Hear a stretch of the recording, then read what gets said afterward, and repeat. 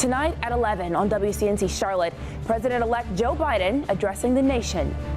Tonight, we're seeing all over this nation, all cities and all parts of the country, indeed across the world, an outpouring of joy, of hope, renewed faith in tomorrow. Bring a better day. The victory speech came as millions across the U.S. reacted to a change in the White House. Good evening to you, and thanks for staying up late to join us. I'm Lana Harris. Now, just hours ago, Joe Biden and Kamala Harris gave victory speeches at their elections headquarters in Wilmington, Delaware. With a win in Pennsylvania, Biden made it past the 270 electoral college votes needed to win the election. And with the nation more divided than ever, Biden and Harris had a message of unity and inclusion. For all those of you who voted for President Trump, I understand the disappointment tonight. I've lost a couple times myself, but now let's give each other a chance. It's time to put away the harsh rhetoric, lower the temperature, see each other again, listen to each other again. For 4 years, you marched and organized for equality and justice, for our lives, and for our planet. And then you voted. Biden and Harris are set to be sworn in on January 20th. But President Trump is trying to stop that. He says he is not conceding the election. In fact, he took to Twitter for a second time today to say that he is the real winner here. Writing in all caps, the president said, quote, "The observers were not allowed into the counting rooms. I won the election, got 71 million legal votes." He went on to say that millions of mail-in ballots were sent to people who did not ask for them. Now, Twitter flagged that tweet as disputed, and the president did not provide specific evidence to his claims, but he is pursuing legal action to dispute the results. So accordingly, cities across the nation celebrated and protested today. And for more on what happened in the Queen City, we are joined by WCNC Charlotte's Lexi Wilson. Hey, Lexi, what have you seen? We've been talking to many people in the community, and there's really mixed reaction. For some, this is a sigh of relief. For others, they say they're shocked.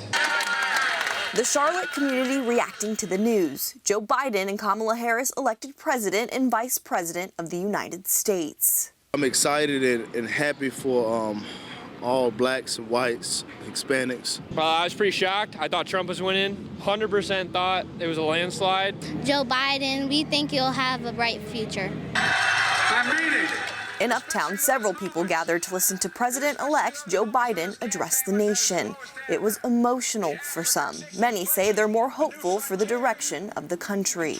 Looking for positive change, looking for inclusiveness, looking to love everybody and stop all this damn hate, white supremacy, and divisiveness. This election has been nothing less than historic on many fronts, including Vice President-elect Kamala Harris being the first Black and Asian American to hold that office. It means a lot for all the black little girls, that have dreams, that they can dream big and that you can do these things. Even Republicans like Bob Orr was excited about the victory. To say, yeah, it's okay. It's okay to support Joe Biden because it is country over party. Many feel optimistic for the future. Happy that I think the country will come together in a way that it hasn't been for the past 4 years. And coming together was something that was echoed throughout the night. Now, of course, we will continue to follow this story as President Donald Trump says he plans to take legal action. Reporting in Uptown for WCNC Charlotte, I'm Lexi Wilson. All right, Lexi, thank you. And as she mentioned a bit there, politics aside, Kamala Harris has made history here on multiple counts. She's the first woman and first woman of color to be vice president. And of course, considering our country's history with race, we talked to black leaders in the Queen City about what this accomplishment says about how far we've come and the possibilities it opens for younger generations. First of all, I'm glad that I was able to see it. North Carolina Congresswoman Alma Adams says she was in her car when the election was called for Joe Biden and Kamala Harris. And I said, oh my, it was, it was just, it was an exciting, because, it came so sudden. Adams says it made her emotional. Tears just came to my eyes this morning. And I called my granddaughters up and I said, now you see. Adams says she remembers when Black women couldn't even vote. I was a sophomore before my mother got a chance to even vote. I was in college. And she says it speaks volumes that Harris went to a historically Black college. She's not a Harvard graduate, but she's a Howard graduate. HU, you know. Adams believes it could give HBCUs more of the recognition she feels they deserve. For students who may be looking at going to college, well, you know what, I want to go to an HBCU because, you know, we have our vice president. She's a graduate. And it's just something to be proud of. Corrine Mack, the NAACP president in Charlotte, says Kamala Harris is a lot of firsts. First Black woman, first Jamaican woman, first Asian American woman, you know, first woman. And Mack says she's excited to have her representing on the world stage. And to have her in a position that's the second most important position in the country and probably the most respected in the world is fantastic. Charlotte Mayor Vi Lyles tweeted today saying, I'm proud to be an American. I'm proud to be a Democrat. I'm proud to be a Black woman. I'm proud to be the mayor of Charlotte, North Carolina, where Joe Biden is our president and Kamala Harris is our vice president. Now, for much more on this historic night, download the WCNC News app or go to WCNC.com. We're going to have the latest on Joe Biden and Kamala Harris's speeches and the lead up to the inauguration. But turning now to breaking news, CMPD is investigating a homicide. This happened around 8 p.m. at the Orchard Trace condominiums near North Tryon Street. Now, when police arrived, they found a 16-year-old male with a gunshot wound, and he died there at the scene. We're going to bring you any more updates on this as soon as we learn more. All right, so how about the coronavirus? Well, cases are surging in the Carolinas. South Carolina is reporting its highest one-day count since late July. There are more than 1,600 new positive cases today, and the state health department issued a statement saying that they are worried the state is entering a fall surge. Now, in North Carolina, still no end to these sky-high numbers we're seeing. Today, the state added more than 2,600 new cases. Daily cases are up 90% on average from recent lows in September.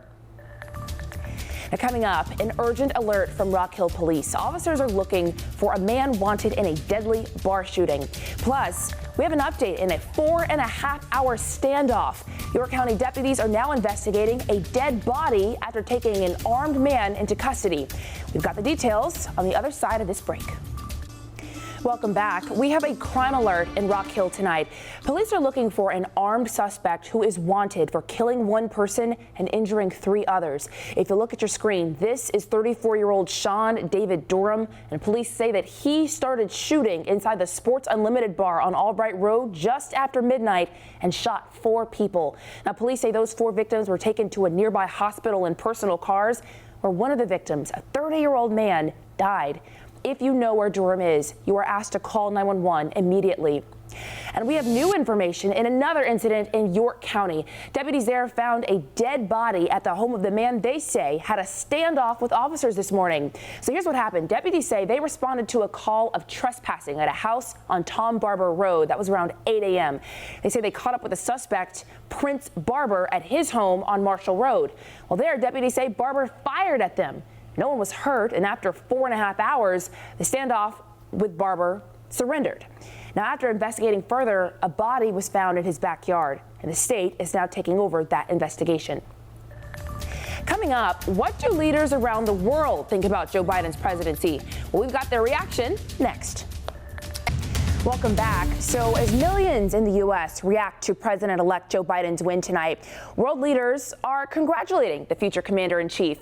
They say they are looking forward to working with a new administration. And NBC's Rachel Engel has more from London.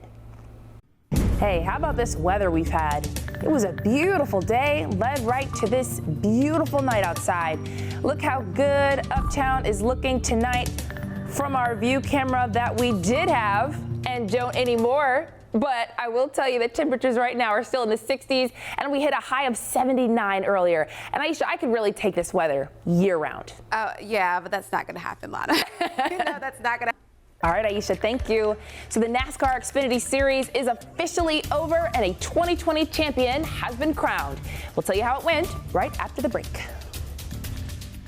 All right, Ashley, thank you very much. And I know it is late, but thank you so much for staying up with us. Saturday Night Live is next. Have a great night.